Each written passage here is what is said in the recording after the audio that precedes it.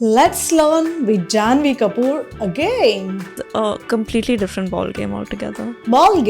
બોલ ગેમનો મતલબ થાય સિચ્યુએશન અથવા પરિસ્થિતિ. પણ જો આપણે કહીએ it's a different ball game means એ એકદમ અલગ જ પરિસ્થિતિ. હવે હું આને સમજાવું કે હું અત્યારે તમારી સામે એજ્યુકેશનના વિડીયોઝ લઈને આવું છું, પરંતુ જો હું હમણાં સિંગિંગ ચાલુ કરી દઉં, ગાવાનું ચાલુ કરી દઉં, તો એ મારી માટે અલગ જ બોલ ગેમ થશે. It's a different ball game. Ball game એટલે અલગ પરિસ્થિતિ. Like a person being intimidated by an ambitious woman.